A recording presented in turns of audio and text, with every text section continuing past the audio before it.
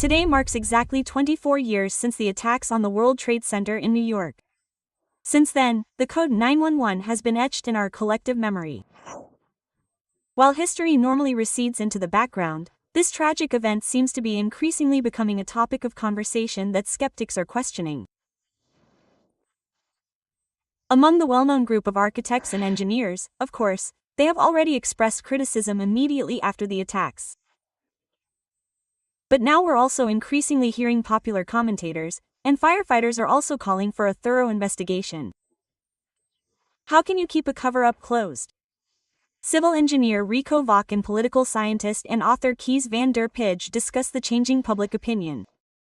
What? Let's get to 911 itself. And you were so deeply involved in so many parts of this personally that it's easy to go off on different tangents, but just to the extent that you can describe what you know to be true. You said you don't want to speculate, as an example, but what you know to be true. What do you think the core truth of 91 September 11, 2001 is? I don't at this point in time. I have my own perceptions. I don't have something I can give % I can't swear on, but what I'm seeing bothers me to the core of my body. That 9 didn't happen because a group of hijackers got control of some planes. First of all, I have confirmed that 2 of the hijackers that were on one of the planes in New York were working for the CIA. They the CRO, and that was confirmed me by someone in writing from one of our agencies, and I have that letter. So 2 of the people involved were actually working for the CIA in one of the planes. I know that, and they lost control of them, and they're against those agency people after the fact. Second, I know the intelligence. They tried 3 times to transfer the information about information that could have prevented 9 to the Justice Department. And I have the name of the person that at the Justice Department they contacted, and she was told to cancel the meetings. They couldn't have the meetings. Who did that order come from? Who? That's what needs to be investigated. A building can do freely with 400 tons of structural steel in structural system. This is rather incredible. You can have a building falling at free, which means not one of those gave any resistance. The building we are discussing is of course the Salomon Brothers building in downtown Manhattan, also known as World Trade Center 7 building, constructed 1987. It was a modern steel-framed high-rise. It was a 47-story Class OL fire-protected structure with reinforced concrete floors, built around 82 solid steel structural columns rooted into the Manhattan bedrock, 58 perimeter and 24 core columns. It stood an impressive 610 feet tall. As a highly fire-protected structure, it had 3H fire resistance ratings for all the columns and 2-hour fire resistance ratings for the floor assemblies. Here for control you can see construction.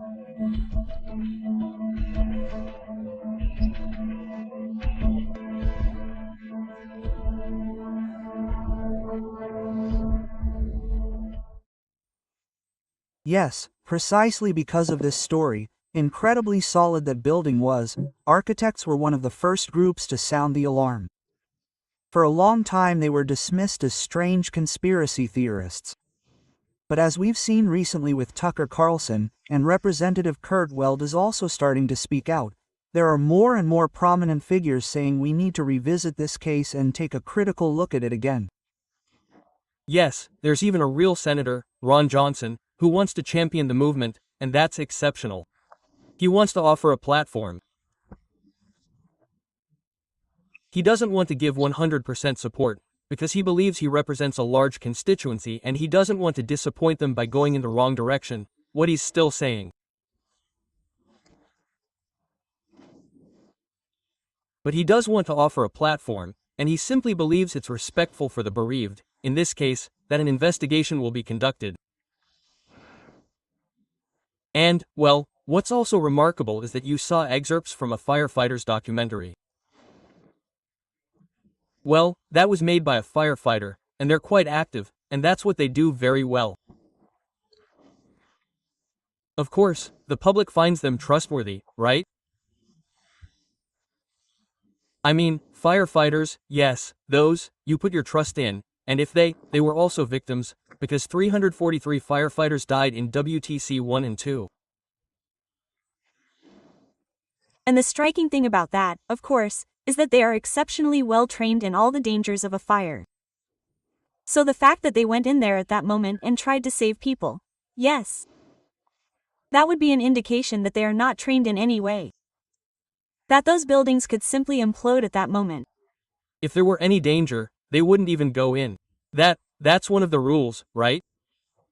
So it was completely unexpected that they would collapse. Yes. Yes. You are. You're also on the board of the 9/11 Foundation. You've been working hard for this cause for many years. Where does your passion for putting this on the map come from? Why is this still so important 24 years later? Well, it's certainly the gateway to more knowledge about the world, how the world works.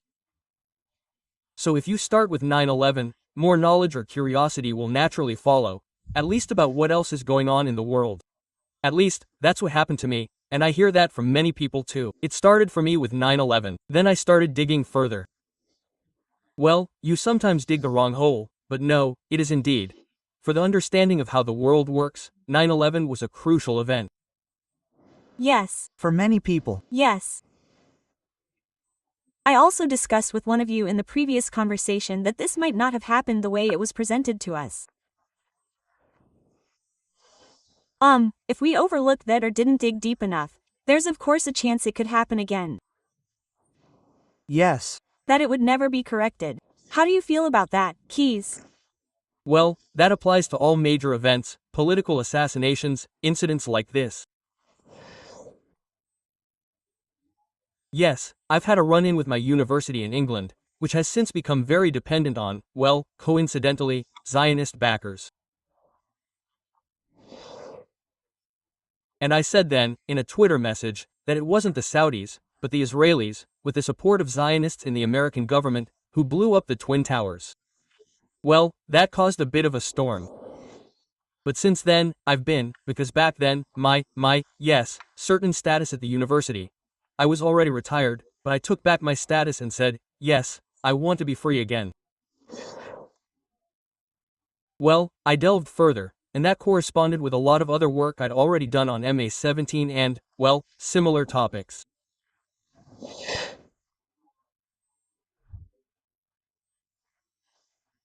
And since then, well, yes, it's my opinion that, well, the movement of people who are critical, and you hear that again in that preview video, often acknowledges many connections that didn't actually exist.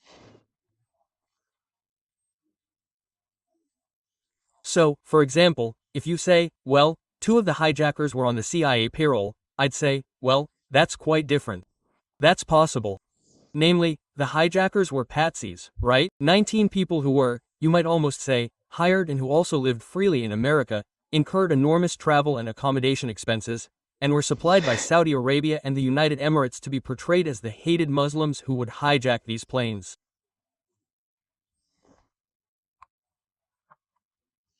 There never were any planes. There never were any hijackers. Well, it's very important to jump straight to those kinds of facts and not get stuck halfway. Because those who organized all of this, as I said then, and I would retract it if I'd realized something else was going on. But the organizers of these events were, well, yes, Israeli isn't the right word, Zionists.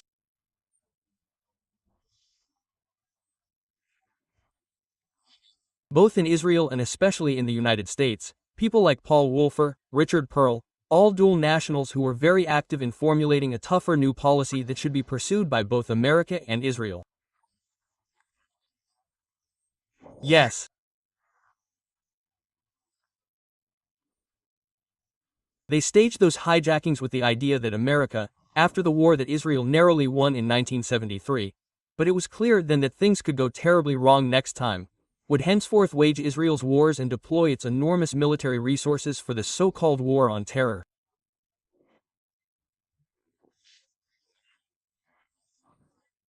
We've now reached the point where practically all the countries mentioned then have fallen. Only Iran remains, but that could be the next war. Yes, Waiko, one of the big questions that's often posed is, How can they get away with this when so many people are involved in such a plan? How can you keep it a secret? Quote, yes. Compartmentalization, right? So, people are divided into small groups, and they don't know exactly what they're doing, but they do contribute. That's what you often hear as a possible explanation, right? It's always added, the Manhattan Project, just building the atomic bomb. A lot of people didn't know they were working on that either.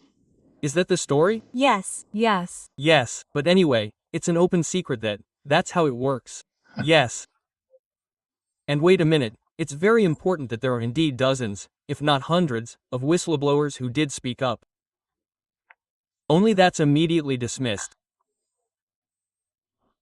The MSM media never reports on this, but I can give you a list of at least 100 people who openly, whistleblowers, chose that position of, this isn't right. Yes. One of the people who, didn't consciously choose that, but unfortunately, was also a kind of whistleblower, is the Dutchman Danny Jovenko. He was interviewed at the time by Zembla, and as a demolition expert, he indicated that something wasn't quite right. Let's look at the footage.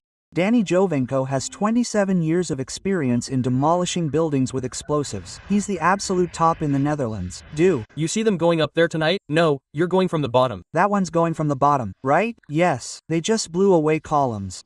There was a blast. This is different from the World Trade Center. Don't. You think so? Yes, you can see it. The lower floors go first. Yes, and the rest just collapses. So this is controlled demolition. Absolutely. There was a follow-up. This was a job. A team of experts did this. But this also happened on September 11th. The same day. Are you sure? Yes.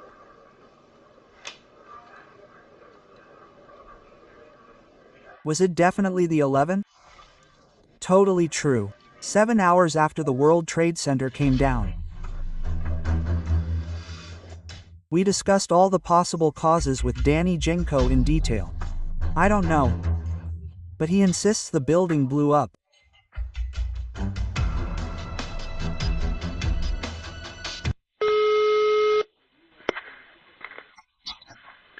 Hi, is Danny there?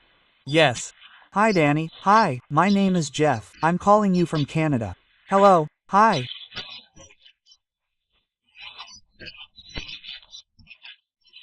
I was just wondering real quick. I know you on World Trade Center Building 7 before you still come, where you must have been a controlled demolition.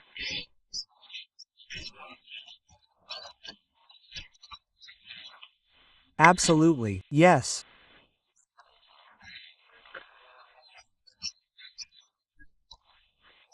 And so you, as being a controlled demolition expert, you at the building, absolutely not.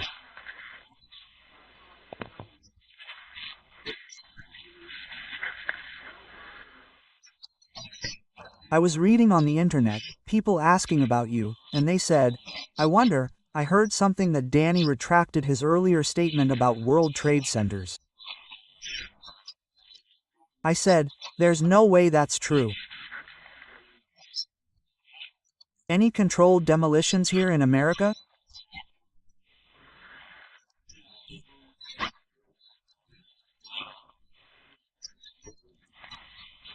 They told me that possibly came down from fire. Stuff like that makes fire money and the state company was controlled demolition gone.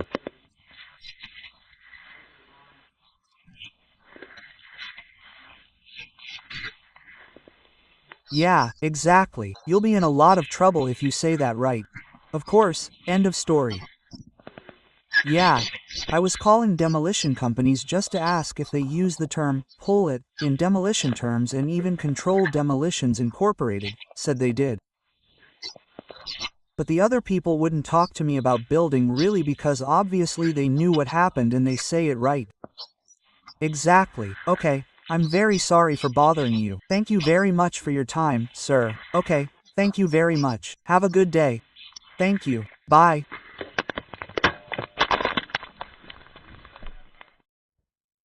Danny Jovenko, the Dutch demolition expert, didn't retract his statement when asked. He sticks to it. It's controlled demolition.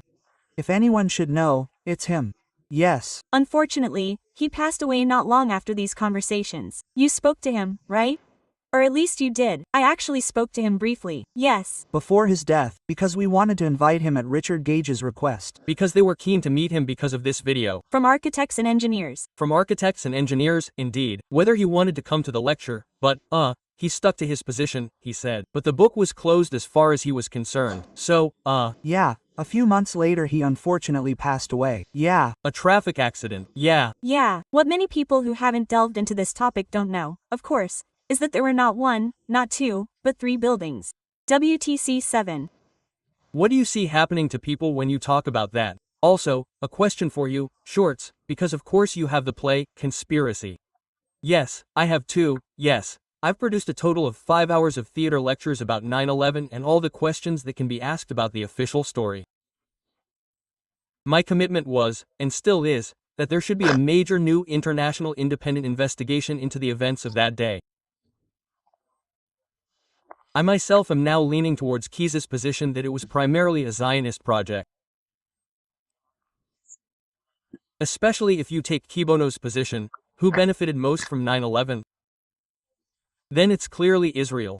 24 hours after the event, 24 years after that event, we can say something clear about that. Indeed. Indeed, all those enemies of, Israel, those, that we, as a coalition, had to counter, as if on target, 9/11, that all those countries that were already, mentioned by General Clark a few days later. He was at the Pentagon after 9/11 and there he was handed a note stating that America is going to, flatten 7 countries in 5 years. And those are precisely the countries that are now all being bombed to pieces. And so I think that was a premeditated plan and that 9/11 was a false flag for the siege project. Yes, 10 years ago, that was pretty harsh on people. Now, a few years have passed, and suddenly this statement doesn't seem so far-fetched anymore. Kees, you also said, yes, I actually don't have the patience to delve into this topic, in its infancy. Yes, if you haven't realized by now that a lot of things are wrong, then I don't know where to begin. Well, you always have to be patient because, there are people who follow the news in good faith and yet start to raise some objections based on the fact that they've been at it for a while. But anyway, for myself, I can no longer bring myself to say, yes, a few things aren't quite right. No, it's actually quite right. There have been 4 wars. Israel is increasingly less successful in winning them comfortably. Then, a very hard right movement came to power in Israel, with, light. And in, 77 and 79, the first War on Terror conference took place in Jerusalem.